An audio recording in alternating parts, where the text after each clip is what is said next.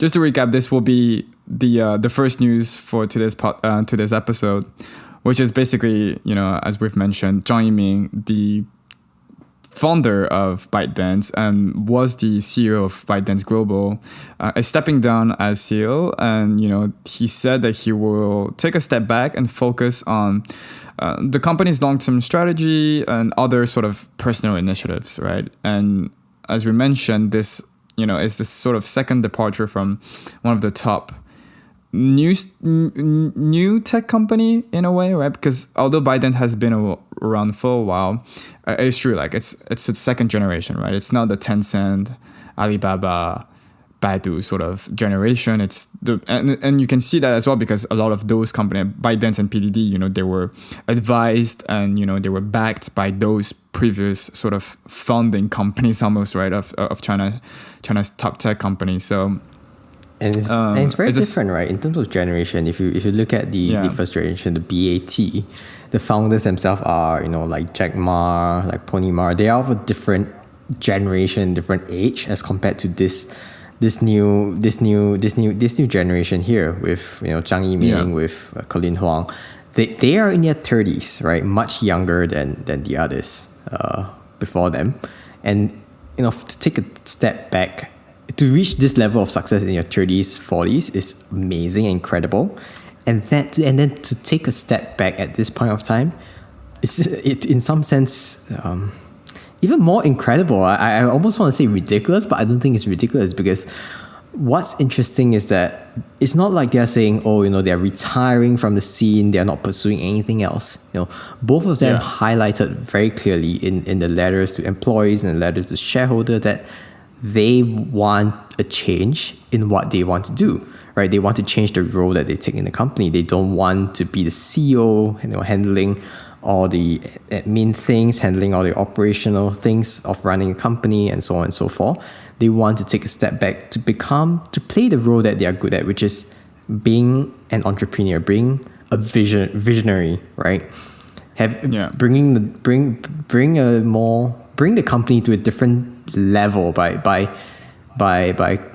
trying to solve new problems, trying to come up with new business lines, spending time researching to develop a company, right? And it's very obvious, right? If you think about, if you read Zhang Yiming's letter to the employees, if you know about how the history of ByteDance came about, he's a massive thinker, right? He thought about a lot of problems. He thought about how to solve solutions, and he started with Toxic before Tingrid Hotel, because he was doing this this app to buy train tickets. Yeah, we talked about that before. And over the past few years, he probably doesn't have time to stop to think about what's the next latest technology development that he could develop. Especially because when you consider the massive success that was TikTok, and I think, I don't think even him saw it coming to be this amount of because, right, you can sort of envision the fact that it could have been a success in China, because he was already competing head on with Kuaishou, and obviously the short video platform market in China was established, and okay, you can sort of see this coming. But the amount of international success that he had, especially considering the fact that he went overseas by acquiring Musical.ly, which was not that successful, and then you saw the failure of Vine. So it was really when you look at what happened in the past, it was really hard to sort of predict that TikTok would sort of just have so much success overseas. And so I think he got really caught up into it, and obviously because it was the biggest sort of project that he had, right? Tingrid Hotel, which is probably his first major success, is a big app in China, but it never had the international exposure. And especially, it had so much exposure that, we talked about it last time as well, right?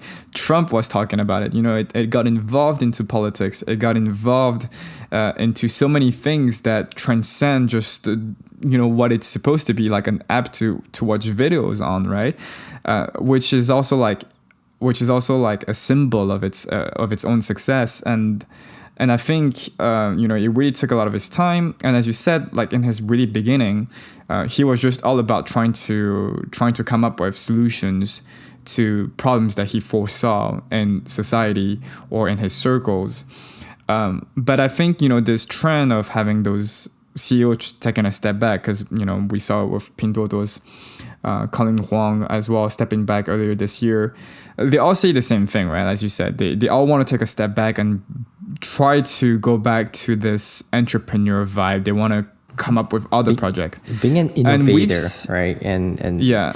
I mean, think about his whole journey. We've seen this. We think about the whole journey that Zhang Yiming's been through, especially last year. Like you said, he's doing a lot of things that you're being caught with regulators. And as a CEO, as a company grows, you're always attending presentations. You're always handling paperwork approvals, and you lose the time. Like everyone, you have 24 hours. You lose the time. You lose the ability to be creative. Yeah. Right. For sure, because you only have so many amount of hours. No, sorry, I just wanted to finish on my last point. Is just that I think we've seen this first with Alibaba's CEO and founder, Jack Ma, right?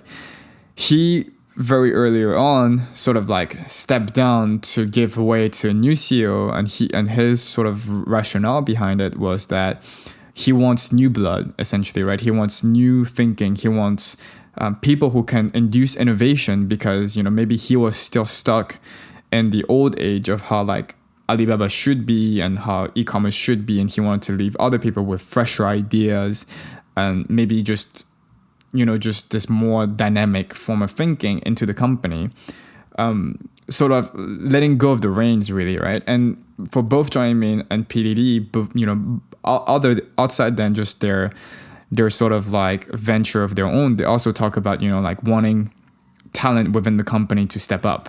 But right? I think there's a big difference between Jack Ma and these two founders. I think Jack Ma is at the point whereby he wants talent to continue driving the company. He wants to take a step back completely. But then and make his own TV show, making his own movies, right? But for Zhang Yiming and Colin Huang, it's more of them wanting to play a different role. Right, for Colin Huang, he's going to pursue research. He's going to be doing his research in agriculture, technology, and Zhang Yiming is just trying to find the next new idea of how to bring the company into the next level. And that's what he talked about in his letter to his employees. To him, at this point of time, he thinks that yes, the company will do well, but but over the next 10 years, the whole market will evolve, and he needs to be the person to think about how he can strategically bring the company to a different level. How do you play in this new market? Because TikTok or ByteDance cannot remain how it is 10 years from now. It will be outplayed. It will be left behind with how fast technology is moving these days. Well, you could say that, but then again, YouTube has been around for so long, right? And even with the rise of short video platforms like TikTok, when Vine appeared, and even with the rise of Netflix and all the streaming, YouTube is still there. So I feel like, once you've sort of carved out that sort of market segment, it's not like you're going to become irrelevant. Yes. I mean, not that you won't. Right? Yes, of course. But that's why you need to be visionary, right? You need to think about what's the next possibility, to be the first mover, to create a new trend before anyone else creates it. So that you will always be at the peak and you'll always be at the forefront of this industry. You are the one setting the trend and not the follower. Because once you're a second mover, if there was a second YouTube, it wouldn't work well. If there was a TikTok number 2, there is TikTok number 2. What am I saying? But yeah, if you're a second mover and you're late into this scene a couple of years, you wouldn't have the position that you achieve. So you need to always be innovating. And I think that's something really remarkable that Zhang Yiming is doing. And I think, at the point of age where they are in the 30s or early 40s at most, they still have this energy and this drive to sort of, and what we always say is bring in to face the next challenge, to always challenge yourself in a career. Right. So that's very interesting and very inspirational. Exactly. Exactly. And I would say, I think this probably isn't, we shouldn't take this as a point whereby, they're going to disappear from the company. I think they will come back in the company in a different capacity, probably in a few years' time, whereby they have done enough research, they have found the next new idea, once they have enough time thinking about what. I think they would just be there as a sort of, they will still be in the background, right? It's not like they're letting go completely either, and they are still, their presence is definitely going to still be there. And I think in PDD's case, Colin Huang has explicitly said that it's he wants to build the sort of ecosystem that is going to leverage on PDD's e-commerce capacity, but he wants to revolutionize much more than just shopping habits. He wants to revolutionize the whole sort of food supply chain and everything, right? With the farm directly to table sort of model. And I think it's the same with Zhang Yiming, is that even with, how ByteDance got created, it was sort of implementing the technology that he sort of started innovating with Junior Toutiao, with, the recommendation, the AI learning. And I think he's going to continue in that regard, right? And continue to apply AI technology. But in a different way, right?